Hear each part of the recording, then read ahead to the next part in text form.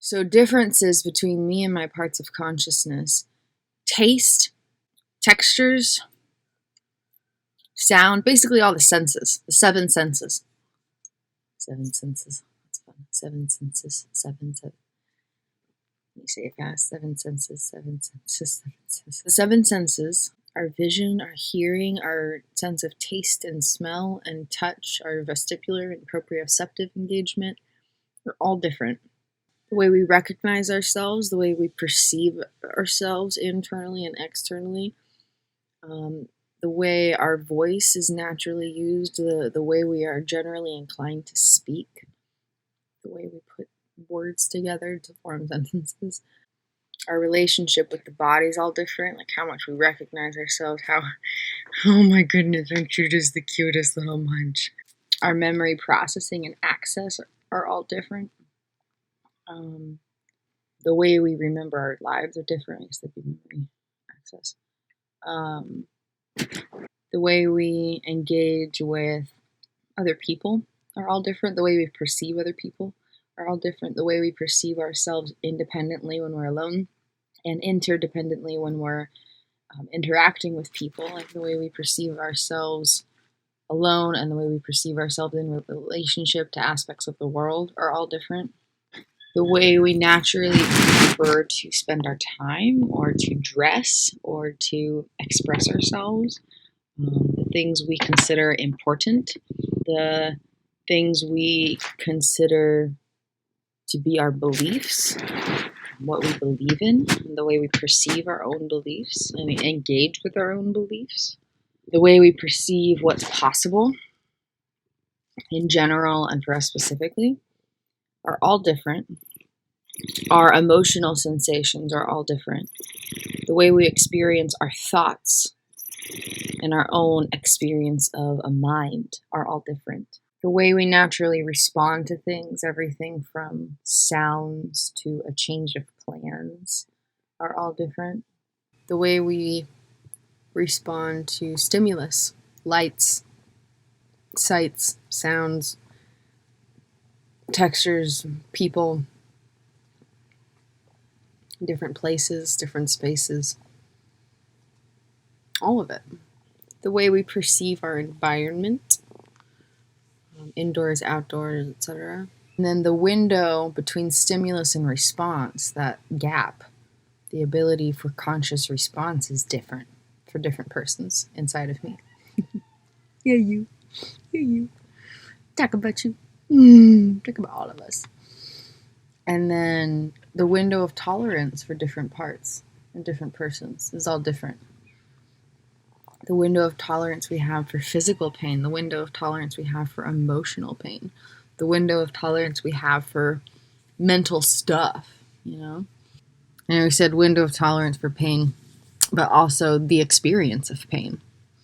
How pain feels in our experience is all different. For some parts, pain feels like pleasure. For some parts, we can't really feel pain.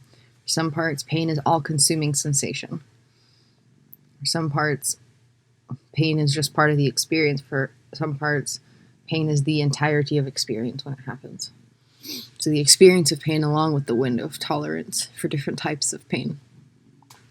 The state of emotional access is different. Like some parts can't feel certain emotions and feel others very strongly, etc. The style in which the nervous system regulates itself is different. The tendency for brainwave regulation is different in different parts of my consciousness. The way we experience connection with ourselves, with life in general, with animals, with people, both specific and abstract, are all different. Our ability for conscious thought versus unconscious thought is different. Like in a fully lucid state, a person might not entirely be aware of the many unconscious thoughts occurring. And yet other persons who might have more dissociative tendencies would have all of the unconscious thought, but with very little, if any, ability for conscious thought.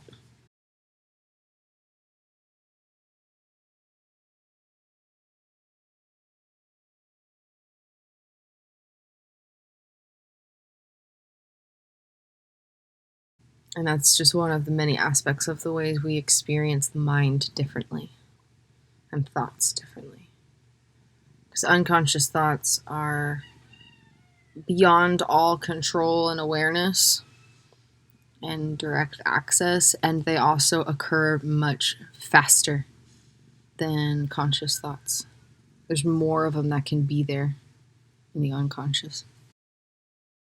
The way we perceive time is different. The way we experience time is different. The way we perceive and experience our orientation in time and space is different. And that's more about the here and now, me orienting. The way we experience linearity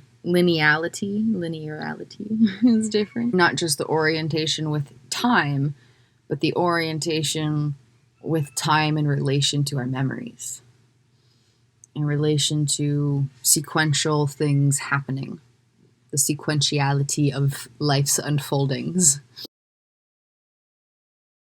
The way we experience music and comedy and art are all different.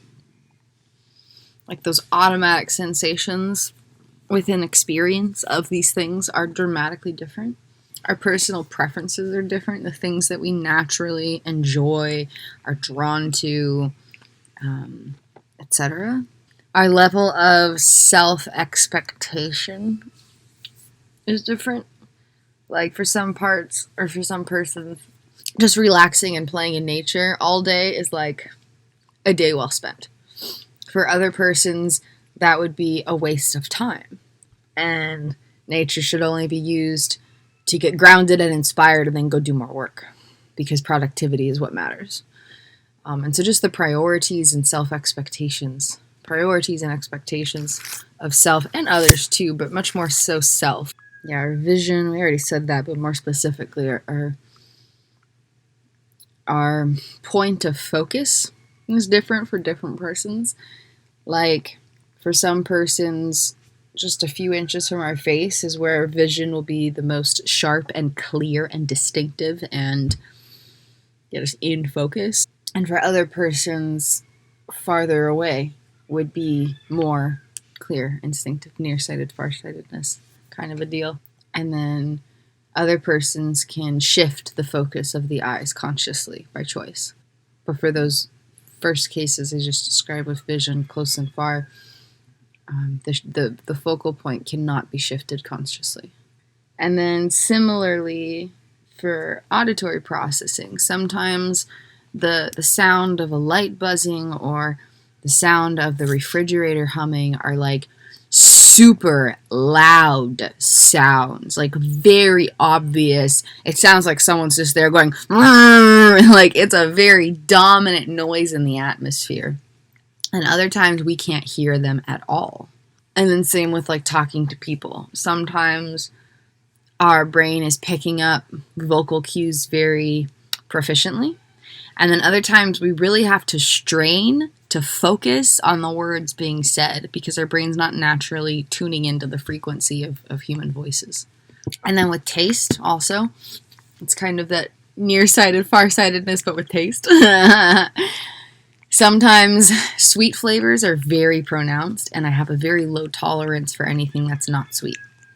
And other times, things that are salty are like so deliciously mouthwatering, but there's less of a tolerance for anything that's sweet.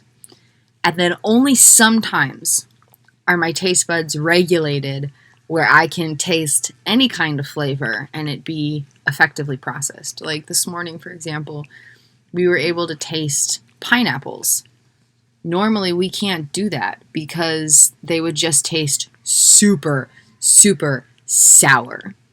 And our face would go through the whole, sour response, and there wouldn't be any enjoyment. It would just be us struggling to cope with how incredibly sour it is and how, like, sending tingles up here and, like, all the weird stuff. But today, we could actually taste it. And there was, like, a touch of sour, but there was also a lot of sweetness. And it was, like, this very well-balanced, regulated taste that I could effectively process. And same with textures, too. Like some parts or persons or states would prefer soft textures, and some would enjoy the crunchy stuff more. only in a very, very regulated, lucid space does the texture not matter, because any texture can be felt. And because any texture can be felt and interpretively processed in the brain and consciousness into our awareness, it doesn't matter what it is because we know what's happening. Like, for other states, if we tried to chew something that was crunchy or required a lot of chewing, where we would naturally prefer soft foods, it would wear us down, like cause shock or startle or exhaustion. Like, there were all sorts of responses where we just couldn't cope with it. And then likewise, if there was a state that really preferred something crunchy or with a little more chew to it, then trying to eat like soft foods. I know my perception of my own voice just shifted there. Yeah, don't even know how to describe that one. I think it sounds deeper to me or something. I don't know. Some kind of shift in perception.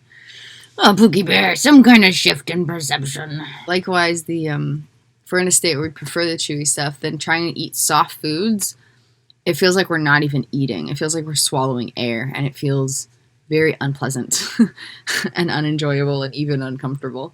Being able to recognize tastes and textures of food that we didn't eat a lot growing up is very hard in some states. Like, sometimes I can only eat, or we can only eat or enjoy eating foods that we ate a lot growing up, like quesadilla or grilled cheese or mac and cheese, or I don't even know what other examples would be. French toast or things like that. Things that we ate when we were younger and things that we ate a lot since then. So it's more of the taste buds activating body memories and projecting the memory of taste into our awareness, rather than our consciousness present tense processing the taste and texture and interpreting it consciously to our brain. Is kind of what we're thinking. Other states we can taste anything. And so one of the times we ate a peanut and we reached for it thinking like, in the past we've never liked these. But this time we liked it, and we realized that all those other times we tried it, our brain was not processing the taste or texture of it. And thus it was unenjoyable, unpleasant, even uncomfortable. But here we were in this state where we were much more lucid than usual, and we were able to taste it and feel the texture of it consciously. And the entire experience of eating a peanut was completely different. And we actually enjoyed it. And it was like this overwhelming moment of like, oh my goodness, all the things I think about myself are not necessarily the truth. They're just dependent on the state of consciousness that my body is experiencing beyond all awareness, affecting my brain, affecting my conscious mind. Truly profound. Truly.